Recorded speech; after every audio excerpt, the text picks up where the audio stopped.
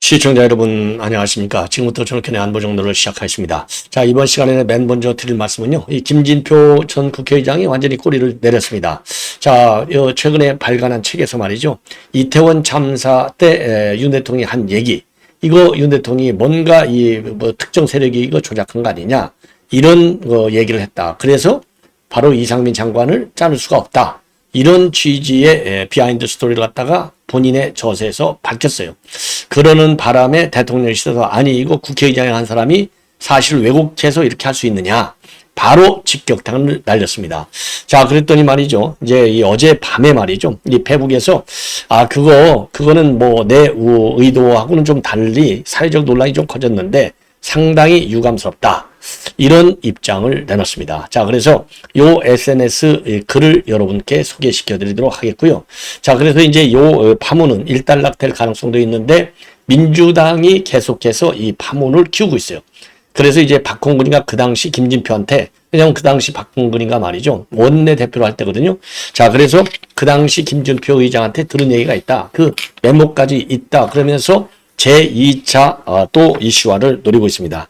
자, 이렇게 이제 여러분께 말씀을 드리도록 하겠고, 그리고 이재명이 재판이 말이죠, 이제는 빠르면 9말 10초, 요때 이제 공직선거법 재판 결과가 나오는데, 이거와 관련해서 지금 법조계에서 나오는 얘기들이 아주 무성하게 쏟아지고 있어요. 자, 우리가 바라는 것은 이게 뭡니까? 반드시 법정 구속을 해야 될 거 아니겠어요?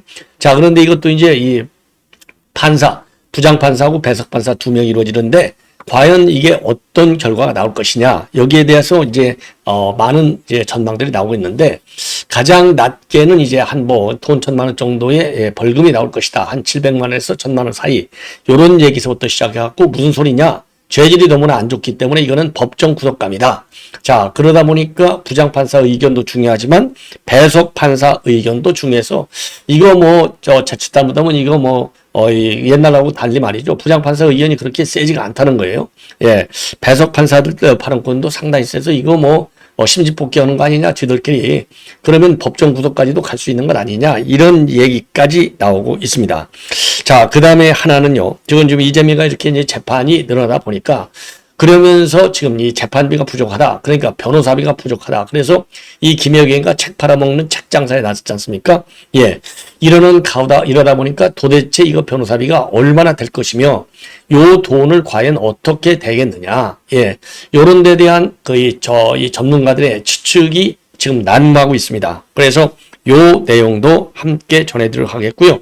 그리고 이번에 이제 재판에 넘겨져 있는 대북 송금 사건과 관련해서 또 어떠한 얘기들이 나오고 있느냐 하면은, 자, 이번에 이제 이화영 재판에서는 이화영 이 방용철 부회장의 의견이 가장 중요한 단서가 되지 않습니까? 자, 그런데 이재명의 이 죄목과 관련해서 말이죠, 이미 검찰에서는요, 자, 김성태가 자세히 풀었죠. 방용철이가 풀었잖아요. 그 다음에 이화영도 이거를 작년 6말 7초에 검찰에서 얘기했다가 요거를 번복하는 소동이 벌어졌어요. 자, 그런데 요 사람들 말고서도 안부수가 이미 소상하게 전부 다 불어버렸다, 요런 내용이 나와 있습니다. 그래서 요런 내용을 자세하게 하나씩 여러분께 정리해 드리도록 하겠습니다. 자, 그러면 말이죠, 이 맨 먼저 이 김진표 의장이 어떤 얘기를 이제 책에다 썼고, 지금 어떻게 어젯밤에 해명을 했는지, 요게 이제 이 국회 이제 윤 대통령이 예산안 연설할 때 국회를 방문하잖아요. 그러면 이제 국회의장하고 다시 이제 이렇게 이제 간담회도 하고 여야 이제 대표들이 오고 그러는데, 그때 찍힌 사진이고요. 어젯밤에 이제 해명을 한 이 글이 되겠습니다.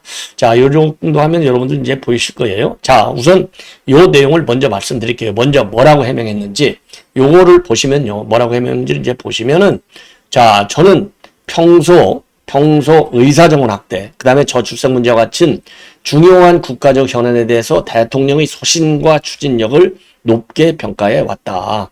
그리고 최근 회고록에 언급한 이태원 참사 관련 대화에서도 철저한 진상 규명을 위해서 여러 상황을 종합적으로 고려해야 한다는 대통령의 고심을 읽을 수 있었다. 다만 대통령께 국민 일반의 눈높이가 아니라 정대되지 않은 극단적인 소수 의견이 보고되고 있는 것이 아닌가 하는 우려를 전하는 취지였다. 결론적으로는 어떻게 됐든 간에 본인의 의도와는 달리 사회적 논란이 되고 있어서 매우 유감스럽게 생각한다. 자, 이러한 입장문을 내놨습니다. 자, 그러면 말이죠. 이제 다행히 유감스럽다. 사회적 논란이 너무 커져서 유감스럽다. 본인이 그동안에 이제 책에서 얘기한 것이 뭔가 의도가 좀 잘못됐다는 거죠. 그 지금 말씀드린 대로 뭔가 좀 극단적인, 뭐 얘기하잖아요. 극단적인 의견에 대통령이 꼭 빠진 것이 아니냐. 이런 문제 제기를 했다는 거예요. 그래서, 이게 그 사회적인 파장이 거치고 있는데 본인의 취지가 좀 왜곡됐다. 이렇게 해서 이제 출구 전략을 본격적으로 본인이 쓰고 있는 거나 마찬가지예요. 자, 이게 어제 밤에 내놨던 김진표의 이제 해명의 글이 되겠습니다. 그러면은요, 지난 27일 날이 되겠는데, 이 회고록에서 뭐라고 썼었느냐?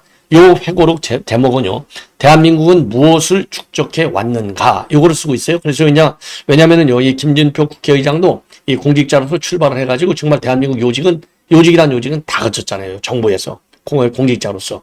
그 다음에는 또 국회의원으로서 국회의장까지 했으니까 행정부와 입법부를 완전히 다 통섭한, 완전히 다 두루 섭렵한 아주 뭐라고 그럴까요? 아주 성공한 이 공직자죠. 뭐 국회의원도 이렇게 되어 있는데 요게 이제 말하자면 본인의 명예에도 제가 보기에는 상당한 데미지를 주었지 않았을까. 자, 그래서 요렇게 그러면 김진표 의장이 왜 이런 얘기를 했겠느냐. 그 의도를 우리가 알아야 될 거 아니겠습니까? 왜냐하면 이 회고록이라고 하는 것은 지난번에 문재인이가 자기 부인 김정숙이 요거를 갖다가 회고록에다가 미화시켜갖고 완전히 난리가 났잖아요. 이게 전직 대통령 맞아? 이런 인간이 전직 대통령 부인이 맞아? 요런 얘기가 나오니까 그 이후로 찍소리도 못하고 입 딱 다물고 속된 말로 개망신만 당했잖아요. 그러다 보니까 회고록이 말이죠. only 팩트만 딱 져야 되는데 자기에게 유리하게 이거를 갖다가 말하자면 이런 걸 뭐라고 그러죠? 이 뻥튀기 해가지고 부풀려가지고 유리하게 왜곡시키는 거. 이거는 회고록의 가치를 갖다가 손상시키는 것이고 본인의 인격도 손상시키는 아주 나쁜 저열한 짓거리다. 이렇게 평가하지 않을 수 없어요. 그래서 김진표 하면 그런 대로 나름대로 그래도 민주당 출신의 의장이었지만은 나름대로 좀 합리성 있는 사람이 아니냐. 그러다 보니까 추미하고 이 우현식 이런 사람들이 국회의장 선거할 때 나는 김진표까지 안 할래. 중립이라고 하니까 이 사람 잘못하고 있는 거야. 민주당원이라고 하는 DNA를 잊어버리면 안 되지. 이렇게 해서 개딸들 그리고 추미애 그다음에 이제 우원식 민주당으로부터 많은 비판을 받았어요. 그 당시에. 그러니까 제가 보기에 이거를 갖다가 이제 좀 해소하는데 또 희석하는데도 좀 도움이 되지 않겠느냐 이런 얘기가 있을 수 있고 그리고 이제 요 책은 뭐 그 전에도 이미 이제 벌써 이 초고 같은 것이 완성이 됐겠지만은 나름대로 왜냐면 그 의장 선거는 이미 그 전에 있었잖아요. 그러니까 책은 계속 고치잖아요. 계속 고치니까 설령 초고에서는 좀 사실에 가깝게 지금 얘기한 대로 이런 논란이 야기되지 않게 썼다 하더라도 개딸들한테 이런 말을 하니까 자꾸 수정하고 싶어지는 그런 이 자극을 받았을 가능성이 있지 않을까 하는 생각이 들어요. 예. 자, 그래서 뭔가 비하인드 스토리 조금 자극적인 냄새가 나게 하나를 올려야 될 것 아니냐. 그렇다고 본다면 더군다나 이태원이 뭡니까? 이게 특검으로 연결돼 있잖아요. 근데 이제 물론 이거는 특검이 아니고 특별법 이렇게 돼 있어요. 자, 그러나 사실상 뭐 특검에 준하는 이제 이 입법 조치가 되겠는데 그러다 보니까 지금 야당에서 이태원 이 특검법도 어마어마하게 공을 들였잖아요. 거기에 내가 기여해서 이 특별법 이제 조사가 들어가면 이준 대통령이 이런 것도 했어. 내가 좀 기여했어. 팩트 파인딩 하는데 이러한 개인적인 그런 욕심, 사각긴 욕심 때문에 이런 실수를 한 것이 아닌가 이렇게 생각이 들어요. 예. 자, 그래서 이 회고록에서 그럼 뭐라고 썼는데 정확하게 2022년도 12월 이게 이제 12월 5일 국가조찬 기도회입니다. 그 당시에 이상민 장관의 사퇴를 건의하니까 뭐라고 윤 대통령이 얘기했느냐. 강한 이 의심이 가는 게 있어서 결정을 못하겠다. 이 사고가 특정 세력에 의해서 유도되고 조작된 사건일 가능성도 배제할 수 없다. 요렇게 얘기를 했다는 겁니다. 예. 자, 그래서 요게 요렇게 딱 이제 나온 거예요. 그러니까 이제 우리 이제 용산 대통령실도 무슨 소리냐? 지금 이제 국회의장까지 해먹은 사람이 요거를 갖다가 왜곡시키는 거 굉장히 유감스럽다. 이런 반박을 바로 했지 않습니까? 그 당시에. 예. 그 당시에 바로 했고요. 그리고 이제 오늘 요렇게 해서 이제 이 SNS에 글을 올리니까 지금 우리 국민의힘에서도 말이죠. 작은 사관을 크게 부풀려 갖고 논란을 만든 뒤에 아니면 말고식으로 빠져나가는 민주당 특유의 출구 전략이다. 대통령의 진을 왜곡해서 자극적인 표현으로 회고록 흥행을 노린 무책임하고 무도한 행태로 의심되기에 충분하다. 예, 이렇게 입장을 내놨어요.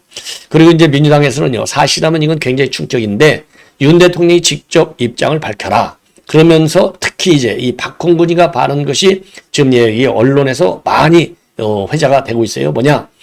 내가 김진태 의장한테도 들은 내용이 내 메모장에 그대로 남아 있다. 그러면서 요 지금 이제 여기에 대해서 이제 또 기름질을 또 하는 겁니다. 자, 그렇게 해서 이제 박홍근이가 메모장 요거를 통해서 김진표 의장이 회고록에 쓴 말이 맞아. 이런 또 이 확신을 주는 글을 갖다가 싹 까버리는 거예요. 뭐라고 돼 있느냐? 메모장 얘기를 보면은요. 이번에 논란이 된 이태원 참사에 관한 대통령의 매우 잘못된 인식을 드러낸 대화도 저는 생생히 전해 들어서 지금도 메모장에 그대로 남아있다. 그러면서요. 제가 원내대표를 하면서 윤 대통령이 극우 성향의 유튜브에 심취해 있다는 말은 여러 번 들었는데 이상민 행안부 장관을 끝까지 해임하지 않은 것을 보면은 아마도 지금도 극우 유튜브들의 음모론을 사실로 믿고 있지 않을까 싶다. 이렇게 적었습니다. 자, 그리고 그래서 이제 요게 계속 그러니까 이제 민주당에서야 이제 이 불씨를 계속 키우고 싶은 생각밖에는 없죠. 예. 자, 요렇게 이제 얘기를 했고, 그리고 이제 우리 용산에서는 당시에 아니 국회의장을 지낸 분이 국가조찬 기도에서 독대하고 싶다. 그래서 독대를 만들어줬는데 겨우 그 얘기를 왜곡해가지고 세상에 알리는 것은 매우 개탄스럽다. 이렇게 이제 반발한 거예요. 그러니까 아까 말씀드린 대로 어뢰 심야 입장문을 내놓고 이제 해명을 한 거가 되겠다. 예.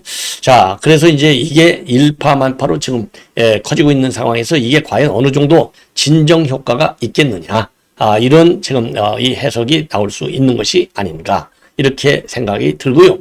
자, 그래서 이제 민주당에서는요, 이태원 참사 특유의 이 박주민이도 뭐 이제 당연히 욕하죠. 대통령이 저급한 음모론을 신봉했다니 두 귀가 의심스럽고 대체 어떤 복을 받았기에 음모론을 말했느냐. 속에 천불이 난다. 그리고 이 소리도 또 방방 뜨고 있어요. 자, 뭐라고? 자, 이거는요, 좌익 세력 공작을 의심해서 해야 할 일을 하지 않은 대통령이 있다면 대통령 자격이 없다. 참 나쁜 대통령이다. 이렇게 비판을 하고 있습니다. 그리고 박찬대는요, 윤 대통령이 직접 입장을 밝혀라. 요렇게 또 자극을 하고 있어요. 자, 그래서 이거는 아주 뭐 이 민주당 사람들이 흔히 하고 있는 일종의 노이즈 마케팅이 아니냐. 이런 비판이 아주 붐을 돋고 있다. 이렇게 판단이 됩니다. 자, 이번에는요, 지금 이제 이 이재명의 이 변호사비 의혹 일파만파로 커지고 있습니다.